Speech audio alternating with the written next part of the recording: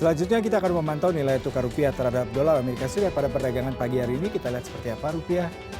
Pergerakannya, rupiah menguat 0,48% di 14.937. Sentimen utama saat ini memang belum bergerak dari upaya Bank Sentral untuk mengatasi inflasi dan perkembangan resesi. Kenaikan suku bunga The Fed dapat mempengaruhi pergerakan pasar keuangan global melalui transmisi suku bunga.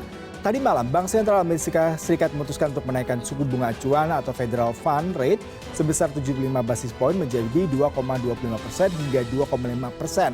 Pengetatan moneter yang dilakukan oleh Bank Sentral negara maju ini lewat kenaikan suku bunga acuan terutama The Fed membuat dolar Amerika Serikat sebenarnya menguat dan menumbangkan mata uang hampir di semua negara termasuk rupiah. Tapi untungnya pagi ini rupiah menguat dan kita lihat bagaimana pergerakan rupiah sepanjang hari nanti.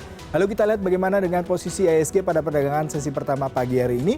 Kami ajak Anda untuk memantau pembukaan IHSG pada pagi hari ini. IHSG juga sepertinya terkerek menguat 0,39% di 6.898. Pergerakan IHSG atau indeks saham gabungan hari ini akan dipengaruhi oleh kenaikan suku bunga The Fed atau Fund Rate dari The Fed sendiri, FFR.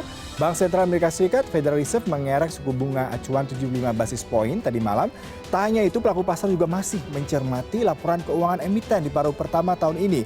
Jarak antara tingkat suku bunga antara The Fed dan Bank Indonesia semakin mengecil. Tentu saja yang perlu diwaspadai oleh para investor adalah semakin berkurangnya jarak ini akan mendorong capital outflow yang terjadi pada saat ini. Dan walaupun fundamental ekonomi Indonesia masih cukup baik, tetapi kondisi pasar saham dengan volatilitas yang berbeda mengakibatkan pergerakan saham seperti hari ini akan sedikit volatile. Kita kemudian melihat bagaimana pembukaan bursa saham Asia Pasifik pada pagi hari ini. Kita lihat seperti apa. Sepertinya bervariasi. Nikkei Hang Seng melemah 0,12, 0,17, di 27,628 untuk Nikkei, Hang Seng 20,634. Sementara Shanghai dan Kospi menguat. Apa yang membuat Shanghai dan Kospi menguat? Kalau kita bicara mengenai penguatan ini, salah satu yang menarik kita perlu waspadai adalah terkait dengan bagaimana sebenarnya hal yang menarik dari Australia, salah satu yang mungkin berpengaruh kepada Asia Pasifik. Dari sisi konsumen, indeks harga konsumen kembali menanjak pada kuartal kedua di Australia di tahun ini. Biro Statistik Australia melaporkan bahwa IHK pada kuartal kedua tahun 2022 naik menjadi 6,1%. Dari sebelumnya sebesar 5,1% pada kuartal pertama di 2022. Sementara dari negeri ginseng, Samsung Electronics Co. Ltd. melaporkan kenaikan laba kuartalan 12% pada hari Kamis kemarin, didorong dari penjualan yang solid dari chip memory server. Namun sayangnya permintaan chip ponsel dan PC akan terus melemah karena ketidakpastian makroekonomi. Laba operasional naik menjadi 14,1 triliun won atau 10,8 miliar dolar Amerika Serikat untuk kuartal yang berakhir 30 Juni dari 12,57 triliun won tahun sebelumnya. Ini merupakan laba kuartal kedua tertinggi sejak 2018. Tidak heran maka tadi Kospi menguat ya. Sementara kalau kita bicara mengenai ke negeri tirai bambu, bahwasanya Alibaba berencana listing di pasar saham Hong Kong. Namun sayangnya saham teknologi Alibaba justru ambrol 3,26%. Kita beralih ke perdagangan bursa saham Eropa yang ditutup pagi tadi waktu Indonesia. Kita lihat seperti apa perdagangannya.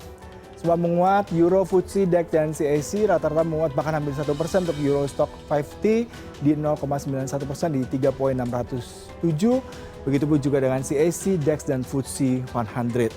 Ya, kekhawatiran akan perlambatan ekonomi kembali mencuat setelah International Monetary Fund atau IMF memangkas proyeksi pertumbuhan ekonomi global menjadi 3,2% dari 3,6% pada tahun ini.